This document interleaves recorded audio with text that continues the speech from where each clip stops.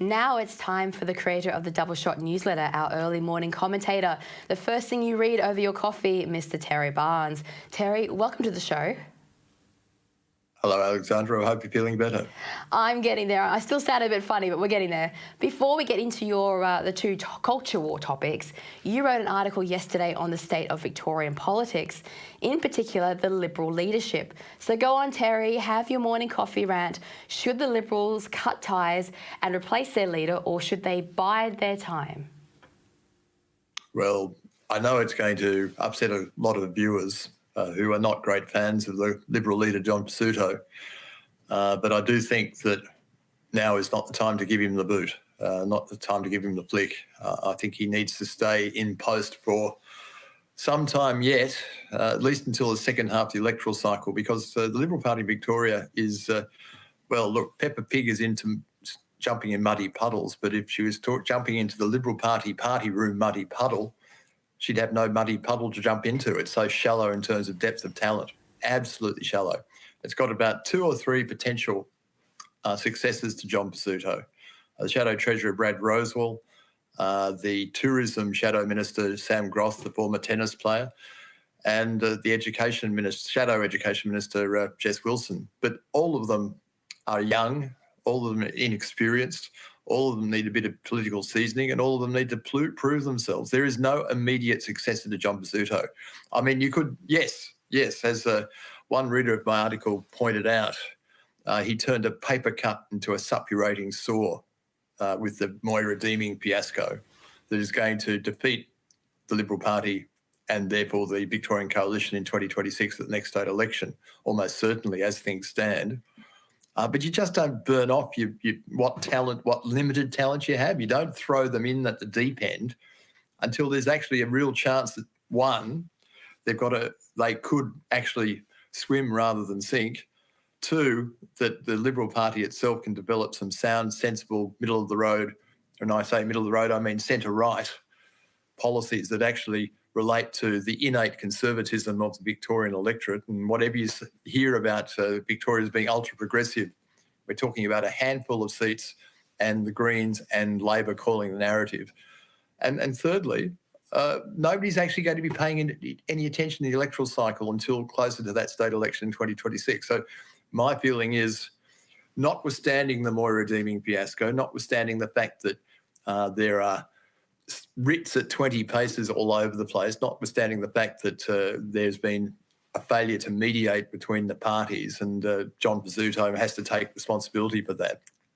I just think now is not the time to dump him. I think they need to take the time to blood those new people, to season them up, give them some experience and prove that they can do it. And I think to throw them in at this stage of the piece, when it's not going to change the Liberal Party's prospects or electoral profile or their support in the polls, I just think is silly. But you actually raised a really good point, as did one of your commentators, that there is a drought of successes. There is a drought, not just in Victoria, but I would go so far as to say in every state, of up-and-coming Conservatives who could take over the roles. Why is that? Is it a failure of the university clubs to recruit new spirit and new talent? Do they need to reach beyond these things? Like, why are there no new talents coming up? Well, I think they look at particularly the Labor Party and the Greens and say, well, look, this is where the future lies. This is where the young people are going. But more to the point, at the moment, this is where the electoral cycle is in terms of success. They look at those centre-left to hard-left policies and say, oh, we can do that and do it a bit better than they can, when really they should be going to centre-right and saying, this is what we stand for. These are our values. These are actually mainstream community values. We're going to build our policies and sell them around that. They just don't have the guts, they don't have the talent, they don't have the ability, and they don't have the gumption to get out there and actually do something for themselves, pull their fingers out of their pathetic little Liberal Party arses and actually do something. I just think that in Victoria they've blown opportunities. Federally, I see signs of green shoots there with Peter Dutton, the way he's going about things, particularly in terms of being prepared to wade into unpopular debates around nuclear energy. I think that's great. But at state level, in Victoria as a case study, but looking at the other states as well, as you say, They're pathetic, absolutely pathetic. I mean, state politics usually gets the second-raters the only first-raters they tend to get are people who don't want to get on the plane and go to Canberra. Which, that's fair the main enough. game. I would be one of those people where, not going to Canberra I consider to be a bonus.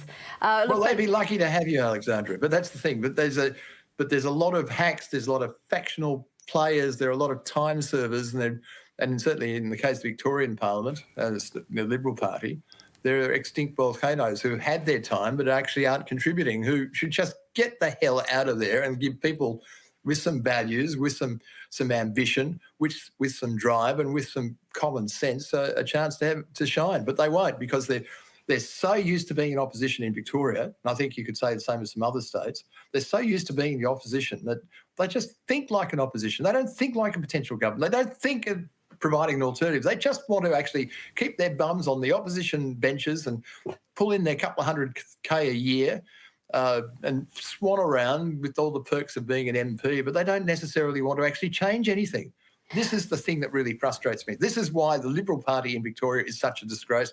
This is why state Liberal parties around the country is such a disgrace. And I include the state Liberal government in Tasmania, which is going to the polls on the weekend, in that. Well, I think that's very well said, and a lot of people share your sentiments, Terry. But look, let's move on quickly to the world section. Brendan O'Neill has been writing about some crazy things that are happening overseas. The first is the willful destruction of Lord Balfour's painting by a pro-Palestinian protester. Now, the individual spray painted and then slashed the oil painting with a knife. Now, as Brendan O'Neill suggested... Don't forget it was filmed as well by their accomplice. Yes, well, it was filmed, no one stopped them. And as Brendan O'Neill wrote, perhaps we should call it Philistines for Palestine. Terry, is desecrating art a legitimate form of protest, or should this person be charged? Well, one, I think absolutely they should be charged. And and they say that they can't really get a handle on who the perpetrator was because they were masked or muffled up. But no, it's on social. It's a bit like the Captain Cook statue down here in Melbourne in January. I mean, you could trace the people by the social media, and that's exactly what's happened here. But look, I mean, I'm not a great fan of abortion, I'll be honest with you. But in this case, people like this, it should be retrospective. We don't want them on this planet. They are dangerous because they are ignorant, because they are agitating for something they don't understand. They don't even know what Arthur Balfour, Lord Balfour, was all about. I mean, he was a former Prime Minister of the UK, but he became Foreign Secretary and he was responsible for the so-called Balfour Declaration in the 1920s, which effectively was part of the idea of creating a formal Jewish state, more than just a homeland, but a Jewish state, which ultimately became Israel, of course. But they don't understand the context of how that declaration was made. They don't understand the fact that the British were stuck with a mandate after the First World War because the Ottoman Empire collapsed and that area became a cesspit of ideology, a cesspit of ethnic rivalry and so on. And certainly I think Mr. Balfour, or Lord Balfour, as he became, did his best to try and work through those issues, including what those ignorant gits did not understand. They just did not understand that he actually tried to come up with a proposal or come up with a model, come up with at least an idea or an ideal that included Palestinians, Arabs, as well as Jews. And I think the idiots who did that, who desecrated that picture and were basically patted on the back or patted on the head by I think it was the University Library. I think it was Cambridge, wasn't it? Yeah, well, they've actually just changed the law now so that they can't get away with this anymore. There's no longer an eco out or a protesting out for damaging paintings. But good thing. But the library itself effectively seemed to sort of say, well, we feel your pain. We understand you, you poor little gits. You should be actually excrescences be booted out and have the books thrown at you. And actually going a bit sideways here, but down here in Melbourne this week, the Extinction Rebellion idiots who blocked the Westgate Bridge with a lorry a week or two ago and were given 20 days in jail, appealed against their sentence, and it was handled very quickly. But the judge, good man that he is, actually said, okay, look, I don't agree with your sentence either. I'm going to triple it. And I think that actually sent a clear message to those idiots. I mean, that's what we have to do. I'm really going to town on them because one of the things that came out of that protest, the blocking of the road, the Westgate Freeway on the bridge, is that somebody had to pull to the side of the road to give birth to a baby in their car. And really, I think that this type of protest is absolutely abominable, whether it be the desecration of the arts, as we were talking about, or the Westgate protest, or any protest. And as I think Andrew Urban has pointed out in an article in Flat White a day or two ago, these people, I think, get their highs from it. They actually enjoy it. They want to do it again and again because they're addicted to it. It gives them some sort of adrenaline rush, I guess. But as I say, I think people like that. I think abortion should be retrospective. Well, Terry, look, we've only got 2 minutes left, but I would like to have your comment on what's been going on in the UK. Now, when Princess Diana died in a tragic car accident, chased there and hounded by the press, you know, everyone said, oh, never again, we're never going to behave that way in the future. But now we have this ridiculous media storm of conspiracy surrounding the Princess of Wales, Kate Middleton. What are your thoughts on this? Well, the conspiracy theories are still going. They're now saying that the woman who was walking through Windsor's shopping area on the last weekend is not Kate Middleton, or not I'm the Princess of Wales, but is a lookalike, one of those lookalikes they have in Britain for the royal family.